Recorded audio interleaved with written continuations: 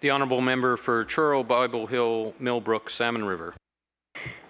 Thank you, Mr. Speaker, and I'm pleased to rise today to speak to the bill about the FMA and the Financial Measures Act. And I'd like to begin in my role as the status of women critic, because in general, the government seems to be quite happy to pat themselves on the back, actually, about what they're doing for women in this province. But really, there's little in the budget that will actually advance the status of women in Nova Scotia.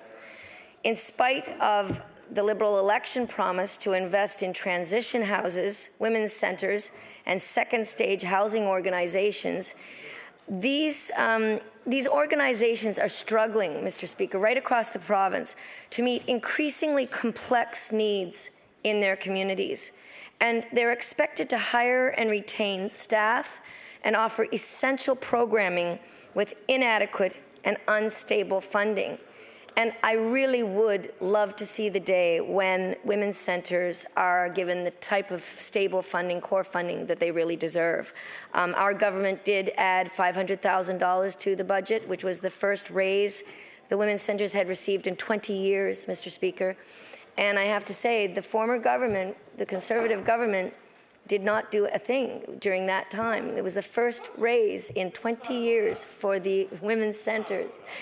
And in fact, the Minister of Education in the Liberal government was part of the Conservative caucus at that time, and I'm surprised that she didn't push to do more for women. Also, when it comes to childcare, the evidence of the benefits of investing in the early childhood education are clear, Mr. Speaker, which all of us in this House can agree. And we can agree that the early years are critical for positive growth, development, and long-term well-being.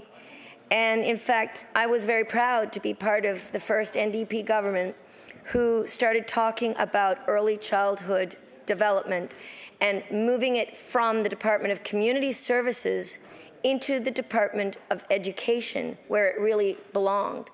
And, Mr. Speaker, my father taught early childhood development at the Teachers College in Truro 40 years ago, at a time when people weren't really understanding the importance of those early years. But he taught me as a very young child the importance of the early years, and he always said he respected the child, he would talk to the child on a level that he felt that they could understand, but instead of talking down to them, Mr. Speaker. And he said that's why it's so important to get an even playing field across the province for our children, because some children are born into households where they're not treated in this manner. And in fact, they only learn a few words like shut up, sit down, eat this, go to bed, watch TV, whatever. And then other households, they learn 14,000 words by the time they're 4 years old or 5 years old. So, Mr. Speaker, it's very important to set an even playing field, because in an aging province where now we've reached the point where there are more people dying than there are being born, the future of our children is very, very important, and we need educated children. We need children who can learn in schools, and in order to do that, there's so much poverty in this province that many of these kids coming to school, they're coming to school on hungry stomachs, Mr. Speaker, and it's very hard to, A, concentrate, B, retain information, and C, it also it affects their behavioral issues, and it affects their behavior in the classrooms. It affects their behavior outside of the classrooms in recess and lunchtime, because kids who are hungry are going to be perhaps more aggressive. They're not going to be as calm. And when a child has healthy food in their stomach and in their system, it also affects their brain, Mr. Speaker. And it affects their brain for many, many years, for the rest of their lives, in fact. So setting that up is very important for the future of our province. And as I said, I was very proud to be part of a government that recognized that. And we changed the title of the Department of Education from the Department of Education to the Department of Education and Early Childhood Development. And we announced that we were going to be, in 2012, we announced that we were going to be moving the early years, as it was called, from the Department of Community Services. My dear friend and colleague, the member for Chester St. Margaret's, was in fact in charge of that. And she was in charge of the beginning of rolling out that program, where the whole entire division of the early years would be transferred over to the Department of Education. Now, that, of course, comes with a cost, Mr. Speaker, and the idea was to roll out, in the beginning, $1 million to the Department of Education in order to set the groundwork for the entire division being moved over. And, in fact, that was done, and we lost government in 2013. And then the next year, in 2014, that $1 million, which was already set to go, did go over into the Department of Education. And there was $44 million left in the Department of Community Services for those early years. And then the following year, that money was transferred over from the Department of Community Services, and it was no longer seen on the budget books of the Community Services, but in fact appeared in the Department of Education, and along with some more funding, which is great. Our government also announced $28 million more that we were going to be adding to the Early Childhood Development Department. So I'm glad to see that this government did follow up on that and add that money in. And but I do have to say that I think it's very important for us to note that in the books, in the budget for 2013-14, it shows that transfer of funds. And in fact, the following year, then there was $55 million plus the million from the year before, $56 million in the Department of Education for early childhood development. And the majority of that came from the Department of Community Services. So in fact, it's old money, Mr. Speaker. So when I hear the Minister of Education and the Premier say that they're putting back $65 million into education, actually, they're just transferring old money from the Department of Community Services to the Department of Education. So that's not new money, Mr. Speaker. That's money that is already allotted for a particular program, which is the early years, now called Early Childhood Development, which our government, as I said, named. So I think that's very important to keep in mind, Mr. Speaker, going forward. And in fact, the rhetoric around this $65 million needs to stop, because I've been having meetings with various stakeholders now in the education system, and they actually are very much aware that that $65 million figure is false. And in fact, I know exactly how it came about, because I talked to both school board people and also the union, teachers union. And it started because there was a $13 million cut, which I was against because I don't believe in cutting anything to education. But there was $13 million, and the teachers union said that if the school boards were forced to add cost pressures, that would create a $65 million cost over a period of 5 or 6 years. And so the teachers union said if that was to happen, then it would cost about $65 million. And unfortunately, it seems that this Liberal government took hold of that figure, which is really, and then they said that it was a cut. But it wasn't a cut, Mr. Speaker, because you can't cut things that haven't happened yet, like cost pressures on and on into the next 6 or 7 years. You can't claim that as a cut. And yet this government did. Well, they were the opposition at the time, and they used that as their mantra during the last election. And in fact, now it's interesting because a lot of the people out in the community and in these different groups are saying, well, actually, it never was 65 million, and they're very much aware of that. It's interesting, too, because this 65 figure, 65, seems to be a popular figure with the government, because the film industry is very upset, of course, because this government continues to say that there's a 65%, there was 65% given to the film industry for their costs. And they say that this was what the film tax credit involved. And in fact, that's false, Mr. Speaker. That figure is false, because it was the film tax credit involved around 50% of labor costs. 50% of labor costs for a production. Now, the labor costs of a production, Mr. Speaker, could go anywhere from 20% to 50%. And so it would be 50% of the labor costs.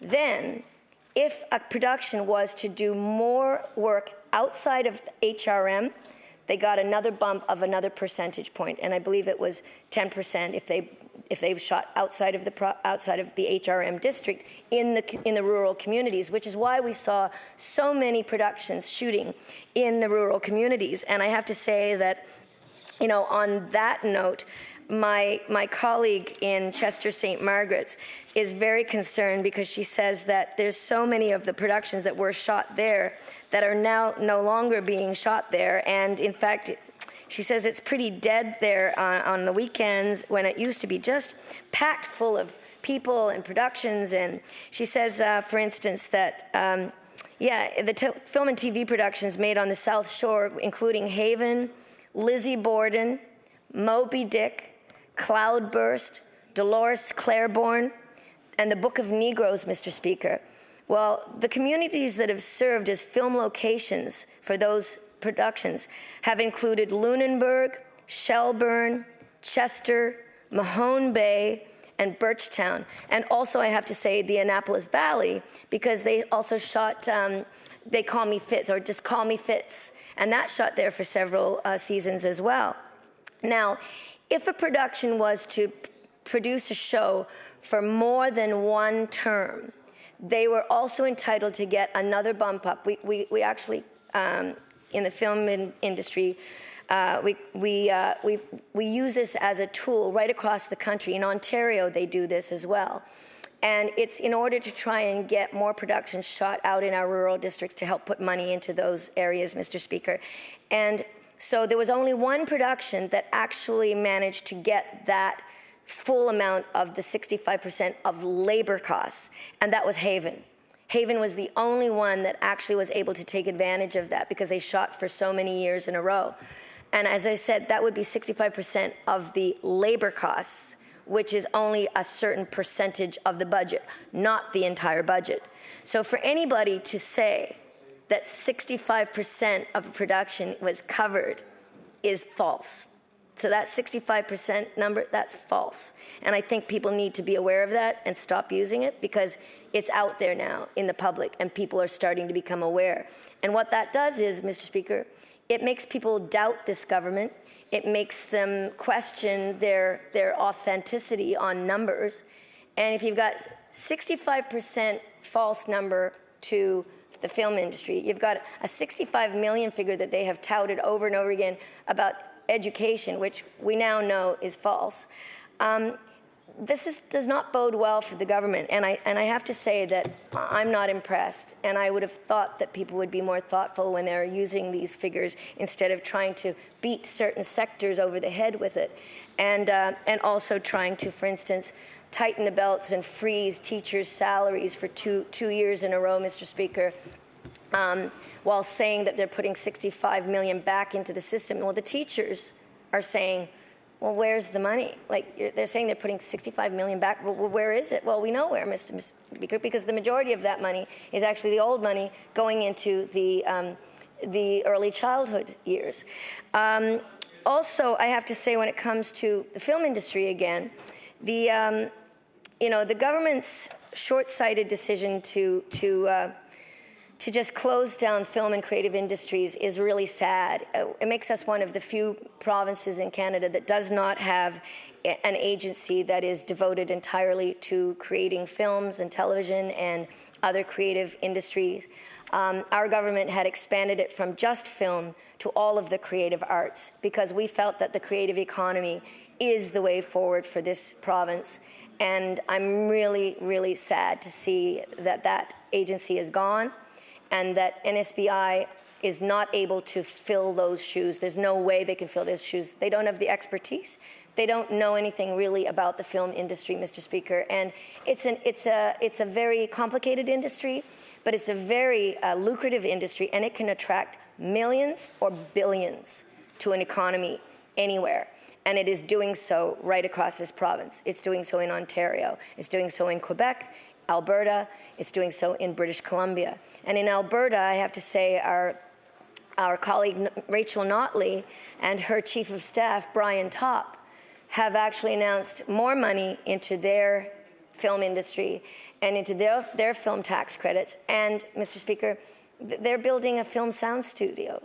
And all of these provinces have film sound studios. In fact, they have several. In Ontario, I think they have something like 16, and in British Columbia, they have close to 60. And the thing about having a film sound stage, Mr. Speaker, is that you can shoot all year round, doesn't matter what the weather is, and you can put different productions in there at different times, at the same time. We don't have that here in Nova Scotia. So one of the reasons why our government improved the film and television tax credit was because we are on a tiny little peninsula stuck out in the Atlantic Ocean where a lot of people have never heard of us. And so for people in Los Angeles and even New York, where these films and television programs are created, the idea of going out to some tiny little Canadian province where they don't have the infrastructure. We don't have a soundstage. And we had very good crews that we had built up over the years, Mr. Speaker, and I'm sure you're aware of this. We had crews that we've been building up that have been growing and growing over the last 30 years, Mr. Speaker, and we were very proud of those crews. And unfortunately now the infrastructure has basically been demolished. Most of the companies that provided cameras, that provided the equipment, that provided the set building, that provided the set decoration, even the casting director who had been here for, over 30 years, said her phone stopped ringing after the film tax credit was cut, Mr. Speaker, and she had to close up shop. Like the main casting director. That hurts our actors, Mr. Speaker, and I know that you know what I'm talking about. Our actors deserve the best, Mr. Speaker. The actors in Nova Scotia have stuck it out here because they love Nova Scotia. They want to be in Nova Scotia. They want to contribute to Nova Scotia. I had to leave because there wasn't enough work for me to make a living as an actor. That was back in 1977, Mr. Speaker. I got on the train in Truro, Nova Scotia, and I went to Toronto, because there wasn't enough work. I studied at York University. I studied drama and political science, and then I became a professional actor. But I couldn't live in Nova Scotia because there just wasn't enough work.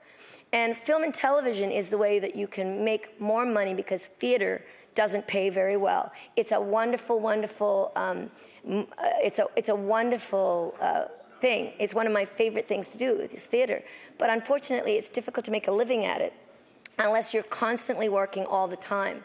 And that's hard if you're going to live in Nova Scotia where, there's only certain parts you can play, there's only certain small theatre companies, and in fact, I have to give kudos to many of the actors and the writers and the producers here in Nova Scotia who have formed their own companies, including Mr. Speaker's own sister, who I'm very proud of her work. And, Martha Irving is one of the best. And I've been pleased to see her career grow and grow and grow while she remains committed to staying in Nova Scotia and helping our creative economy become better and better and better, and being proud of who we are and telling our stories, Mr. Speaker. And as a female in the business, it's difficult. And as you get older, it's difficult. So I commend her as well for forming a company of women who oftentimes will do shows where they play male roles, because unfortunately still there is a dichotomy here where there are more women in the industry, but there are more men's roles. And there are more male producers, more male writers who get their works produced. And as a woman in the industry, it's very, very difficult. And so Martha created a company where they do different types of works. They do original works. They do works where they play women and they play men. And part of the reason for that is because they need to keep working and they need to keep producing so that they can stay here and put food on their table, Mr. Speaker.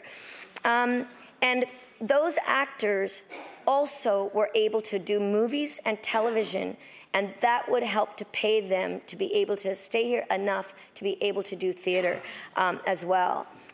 now they're not doing that, Mr. Speaker, so much. I went to the, I was invited to the awards, the Screen Nova Scotia Awards a few weeks ago, and it was wonderful to see a room full of probably about 500 or so people at the casino there, at the Schooner Room. And people were bloodied but not bowed. That's the best way I can put it. Bloodied but not bowed. They were brave, they were courageous, they were putting on a brave face, and they were saying they are not going to give up. But, Mr. Speaker, they've been beaten, and they don't deserve it. These are people who are hard-working people who pay their taxes just like everybody else. In fact, they are self-employed, as I was for 33 years, which makes you basically, a one-person business who has to create oftentimes your own work.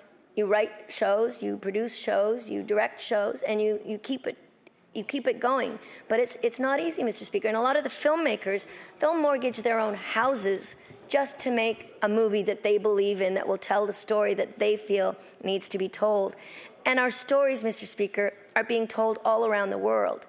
So it was exciting to see, like, Studio Black receive the best award, the award for best production of the year, and to see all the various actors receive the awards that they really duly deserve. And again, I think it's very important that when people, I've heard some people say from the government benches that these are a bunch of elitists, that these are elitists. Mr. Speaker, they have no idea what they're talking about. You do, because your sister is one. Order, please. Please do not refer to members of this House with the word you.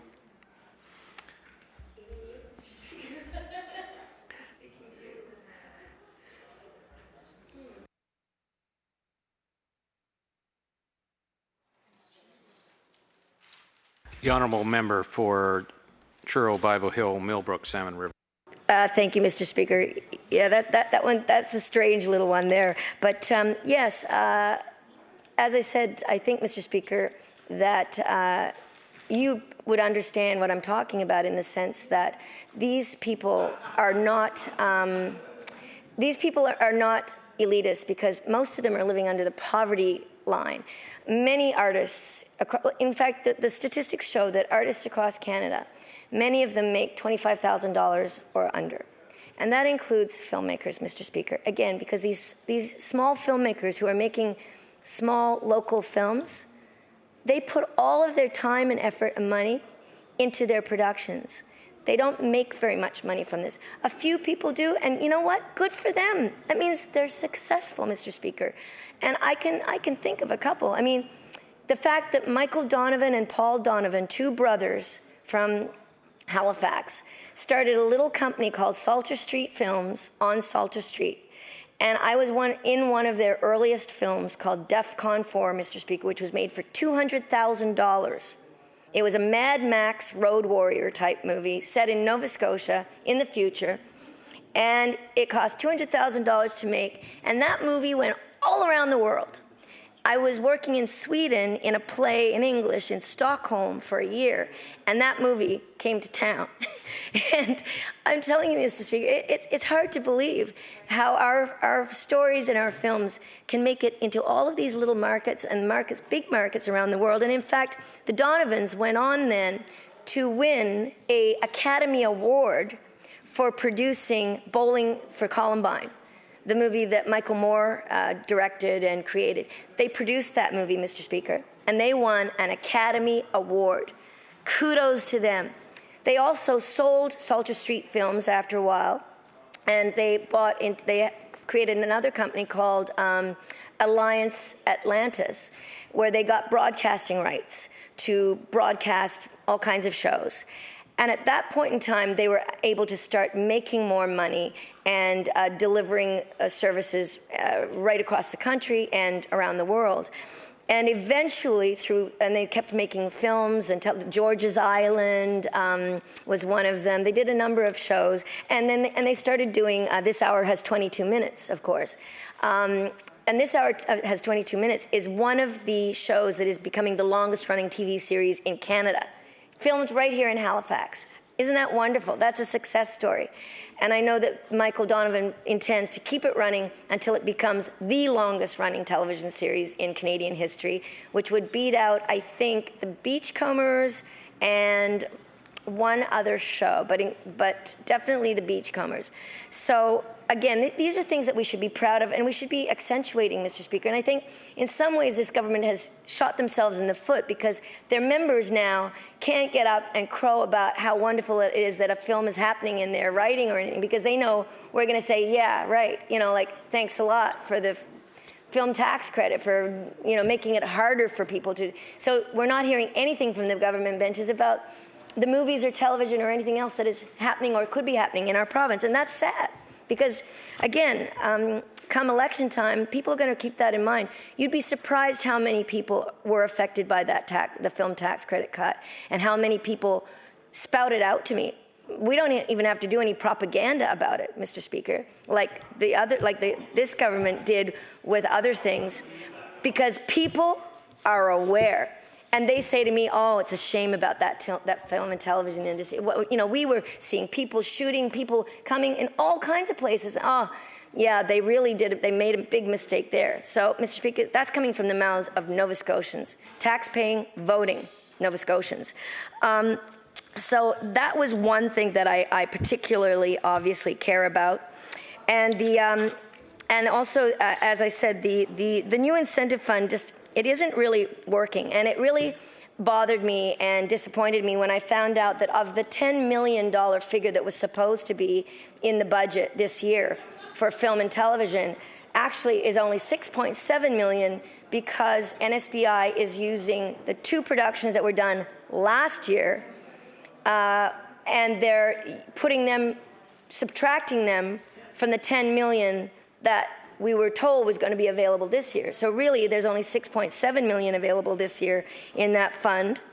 And the other thing is that the Minister of NSBI, responsible for NSBI, has said that, that 17 projects are already being announced or coming forward that are going to be using that fund. But, Mr. Speaker, the majority of those productions are very small productions, very small. A number of them are Eastlink productions that don't even hire actors. They're not necessarily professional productions using professional people. So that's not necessarily a good sign, Mr. Speaker. And in fact, the funding for those small productions is around $5,000, $2,500, something like that, small. A low-budget film in this day and age, Mr. Speaker, is approximately $4 million for a small-budget movie. When I was first starting out, a low-budget movie would be like $1.4 million, $1.5 million. These days, $4 million is a low-budget movie, and as we know, the big blockbusters are spending $200 million, $300 million. And they actually are raking in the dollars around the world. And it's interesting to note that many Canadians are, in fact, actors and writers and producers and directors on those big blockbusting movies. In fact, you have to look at the Titanic. The Titanic and movies like that were directed by Canadians. So, Mr. Speaker, the opportunity in this budget for going forward with our creative industries in Nova Scotia, I think, has been blown. Even talking about the arts, there's a small fund there that's been added into the Community Culture and Heritage. But again, the Community Culture and Heritage Minister mentioned the other day how jobs in the creative sector had gone up under this government. But when, in fact, we looked at the numbers and the statistics, it, in fact, shows that the jobs in the creative sector went up from 2010 to 2013 while we were in government, and went down by 1.8% after that when this government came into power. And I'm sure, Mr. Speaker, that those job losses, there'll be even more now because of the whole film tax credit debacle. The other thing I'd like to talk about today is childcare. Getting back to childcare, Mr. Speaker, we need skilled workers, and we need to grow the population. And a properly designed early childhood education system can meet the diverse needs of children and support parents, especially women, as they work, study, and participate in community life. Developing a system of early childhood education is an economic development. Currently in Nova Scotia,